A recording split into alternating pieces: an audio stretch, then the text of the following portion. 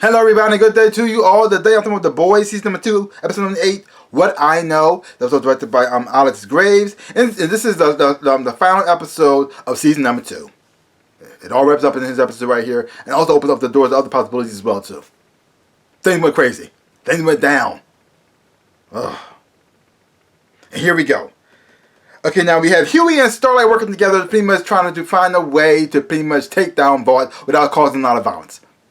Huey trying to find a peaceful way to this situation without trying to kill everybody, because here's the thing: he knows if they try to kill the Soups, and even if they do succeed in killing the Soup, all they're gonna do is make more Soups, and then they come after them, and they're gonna lose. So I said, Huey like this: we gotta find a better way to do this. Okay?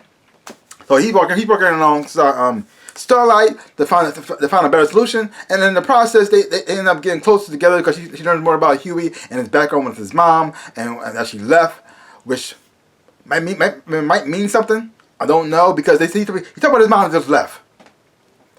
Now, is his mom going to play a part later on in his life in the show? Is she connected to Vought and why she left? I don't know. But we'll see where that goes. But we found more stuff about that. Then you have what's going on. Then you have Becca shows up to the place. And now all the boys can see Becca for the first time, because Billy has talked about her. And he's doing other stuff for her. And now they're seeing Becca in the person. And to them, it's like seeing a princess in person. Like, oh my gosh, you're the Becca? You're the Becca? Oh my gosh. Can I touch you or something? I don't know if I should give you a hug or curtsy. I'm like, oh my gosh. And look how Butcher acts around you. He's actually nice. What? This is amazing. So you have that, she's there. And she's asking for Butcher help because Homelander and Stormfront took their son away from her. And so now you got Ryan. He was his father, and he was Stormfront. And at the time, he was being a little bit rebellious. He's a little bit upset at his mom. But now that he's calmed down and he's seeing what's going on, he realizes he wasn't ready for the outside world. He was not ready for this. People are around him all the time, and especially about his parents, especially his dad. They see him as the greatest hero in the world. They want to take pictures. He's not used to all that stuff. This is too much. What is happening? What's going on? And he starts freaking out. He's a kid. He doesn't know what hasn't happened yet. And also, he wasn't raised to pretty much be confident, really. His mom didn't teach him about his powers. She's pretty much trying to deny part of himself. So he doesn't know what he can do, what he's capable of as well. So he's doing a whole lot of stuff. He finally sees the world for the first time, and he's freaking out. And so you got Homelander trying to relate to him, and for a moment, I actually rooting for Homelander. I never really liked Homelander. Well, I mean, here's the thing. I actually do like Homelander. It's weird, but at the same time, he's a horrible person. Horrible person, do a lot of messed up stuff. But there's moments in him where you actually do feel sorry for him. And this moment here, you see him connecting to Ryan, making him feel better. But it's, oh my gosh, he's being a dad. And you just, oh, that's good in him too. Like, oh, the actor who plays this guy, the actor who plays Homelander, Anthony Starr, needs the Emmy. His acting performance in this show this series has been so good, because he had a moment here where he was very sweet. He also had a moment here to show how he could get how angry and crazy he could be. I mean, he has so many different dimensions to him. It was just like you can't really hate Homelander. I mean, as much as horrible things he has done a lot of horrible and messed up stuff. But there's parts of him you just, I kind of respect this. I understand where he's coming from. And yeah, he's kind of right here. And then he was just, well, the way he's acting with his stuff right now is just, oh my gosh. And you also can tell he's not racist. He's not racist. He's the one to be loved. And the fact that he's in charge makes it feel good. Because there's a scene where you got Stormfront pretty much telling Ryan that there's a race war out there. People are coming at them because of the color of their skin. And there's this whole race sentence. You see Homelander's face like this. Well, okay. I love her, but she's nuts. Okay. Well, that's nice, right? But you see him trying to change the subject a little bit. You can tell I'm not quite sure what everything of the crazy she's saying right now. But good job, Stormfront. Yeah, that's kind of messed up there. And then you have what's going on with Mr. Edgar, his connection he has with the church, and the deals they're making, and who they want to bring back into the 7. Either there's going to be A-Train or the Deep. They could bring back one of them. They bring back both. And you get the Deep hearing what's going on, saying, "Nah, not gonna let me out in the cold, especially in this crappy place right here. I ain't saying this nut job place. The Deep probably like this place, but not me." And you see what he does to pretty much make sure he gets there. He said the only way he can get there, you got to give it a Stormfront. And you see how he uses information to take her out.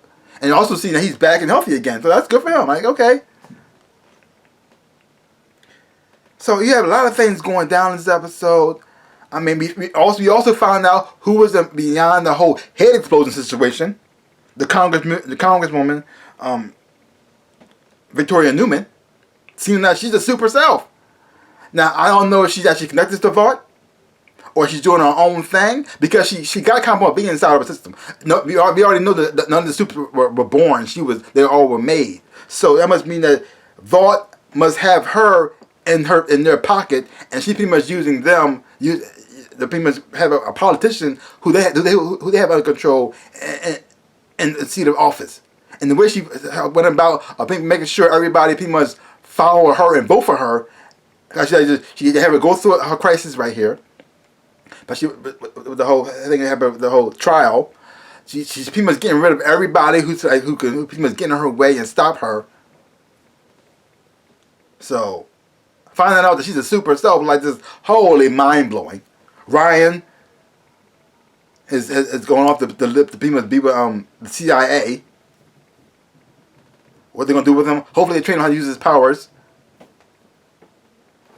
And the interesting part about this, though, is you got Queen Maeve, who act like she wasn't no part of this, but ended up being the VIP of this show. How she saved everybody's life. Now I don't know how she popped up everywhere, how she got around like this. Can she fly? Because in the comic book she can fly, but I don't know how she got there so fast. She just appears.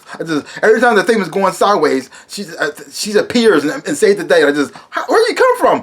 Starlight was getting beat up by Black Noir. She appears and with Almond Joy. Oh.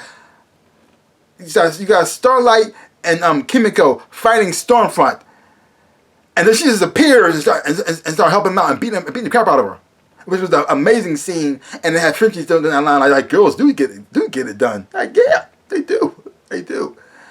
Which gave her homage, and I like how they did homages to the comic book, because in the comic book that's how Stormfront died. He got stomped to death, but not by the girls, but by the boys. And he also got his eye ripped out. It's like not by Butcher's wife, but by Kimiko. He's fighting Stormfront in the combos. She ripped his eye out, and the rest of the boys just beat the crap out of him to stomp him to death until he died. Yeah. And then having Ryan use his powers in here to pretty much take out Stormfront at the same time killing his mom at the same time too, which is really messed up.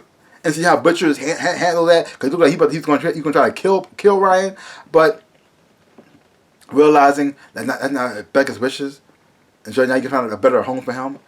Hopefully they train Ryan how to use his powers. Hopefully he's not gone as a character. I think it's very interesting, because in the comic books, Butcher killed the baby. Butcher killed the baby when the baby came out. He killed her. So now that the child's alive here, I'd like to see where that goes. What powers do he possess? Do you have all the powers of Homelander? Does he just have some? I don't know. We'll see where that goes. The only messed up part is, though, that Black Noir is in a coma. I know. I really do like that character, because they changed him so much how he's in the combos. Because in the combos, he's the clone of Homelander. Program designed to take Homelander out if he goes crazy or not. But he goes insanely nuts and starts eating babies and stuff like that. I know, like, so, but they're not doing that here. So it's even like making him like a souped up Batman. Yeah, but we'll see where that goes. Hopefully he does come back. I'm looking forward to see that. Maybe if he come back, he might come back and improve him and make him better. Maybe he won't have nut allergy anymore. I don't know. Maybe they can do that. They can fix him. But we will see. But a lot of twists and turns in here. Find out that Congressman Newman is the soup. Maybe connected to Vought. Maybe working for Vought. You got Queen Maeve being the VIP, saving everybody's life and just showing up. And there's one scene at first I was a little confused on, like why that didn't happen. Like you guys, she showed Homelander, Queen Maeve stopped him from going after Ryan, and Butcher, and by showing him the tape. Now, at first, I thought Homelander was just going to fry the tape and kill Maeve right then and there. So who cares? But at the same time, when she said that she won't get everybody's love anymore, the one love he really does want to make sure he have right now is the love of his son. And if his son saw him kill Maeve for telling the truth, for trying to tell the truth, he would lost his son forever. But even though he did lose his son, he could come back to him. He could. But if he killed Maeve right in front of her like that, oh, he would have lost him forever. So it could be one of the reasons why he stopped, or not. I don't know. But it looks like Homelander's slowly losing it. Yeah, he's gonna be off the hinge next season. You see him losing his mind here. I mean, the woman that he fell in love with, even though she was a racist Nazi, he still loved her. She's pretty much been Darth Vader. The son that he wants to be part of his life, and he want to show the whole world to, left him to be with a butcher. Ugh. And so now the company is changed, and he feels as though he's under more of their control. He's losing it. But overall, the whole season overall was amazing. And for a grade, I'm giving the season an A+. A+ all the way through.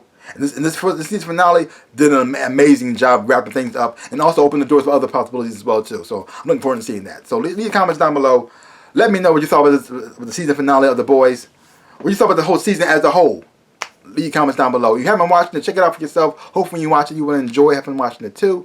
So give my channel a like, hit the thumbs up, shaboop, and subscribe to my channel and share. I would appreciate it. So like I always say, in my dreams in real life, I am the Ninja Rabbit. Peace out, people.